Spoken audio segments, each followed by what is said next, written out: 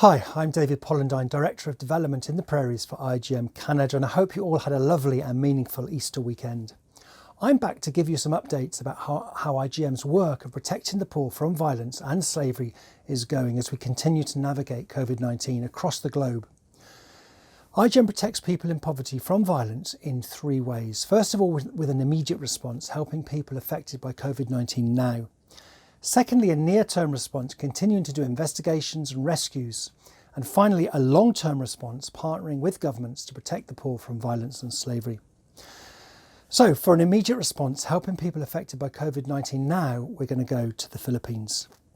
This past December, the New York Times published an article exposing Americans the reality that 69.2 million images, videos and other content related to child sexual exploitation were reported by the National Centre for Missing and Exploited Children in 2019.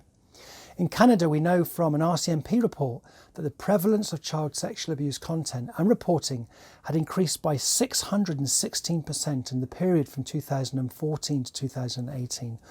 This form of trafficking is known as cybersex or online sexual exploitation of children. To compound this horrific reality, as COVID-19 forces children to be locked in their homes, the rates of abuse has grown exponentially and continues to rise. With this in mind, we can play our part.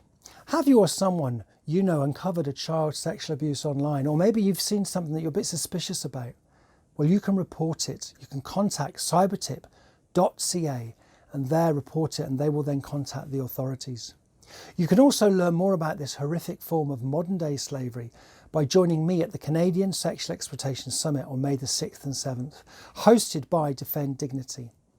I will be speaking with attorney Noel Obale from the IJM Philippines on cybersex trafficking and the need for a global response.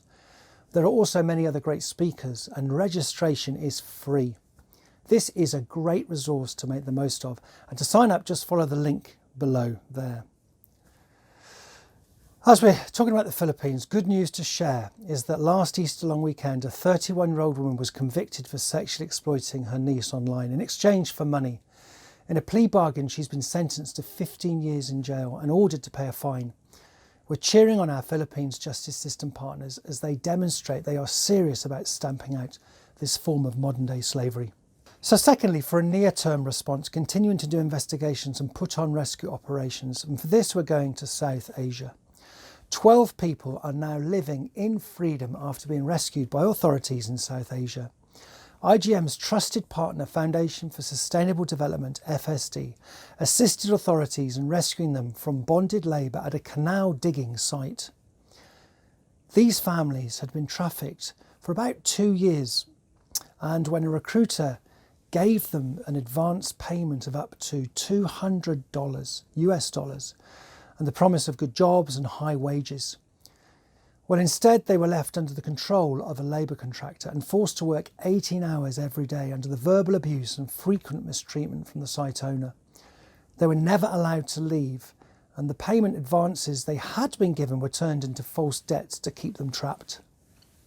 FSD staff heard about the case when 2 children at the worksite were injured in an accident and had to be hospitalised. Their plight illuminated the appalling conditions the families had been facing and created a compelling case for the district authorities to intervene. During the operation, the people who had been trapped in slavery smiled joyfully when they saw change had come.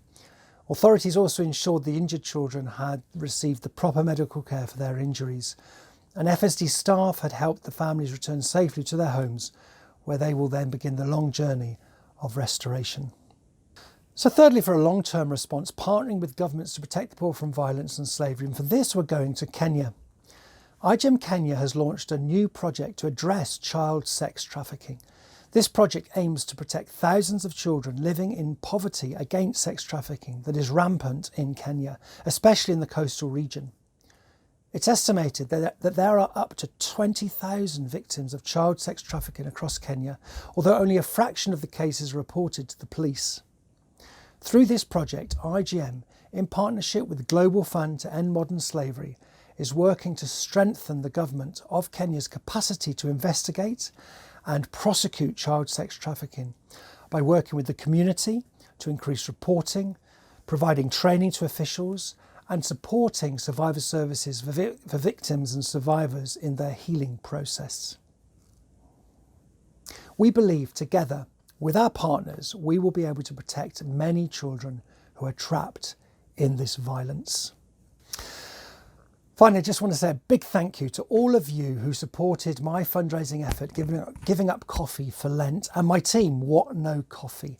We managed to raise over $2,000 for urgent needs to protect people in poverty from violence and slavery. Thank you for that. Now we're in the midst of a very exciting All for Freedom sweepstake.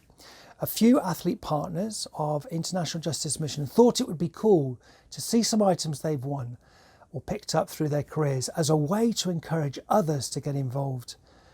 Support this cause by checking out all the items here on this link, including local Winnipeg items such as Josh Morrissey's Winnipeg Jets signed jersey, Andy Harris's of the Winnipeg Blue Bombers signed jersey, and a Valor FC experience with coach Rob Gale. All proceeds will go towards IJM's work restoring people in poverty from violence and slavery. Thank you for listening in this week. Take care, God bless, and I'll see you in a few weeks. Bye-bye.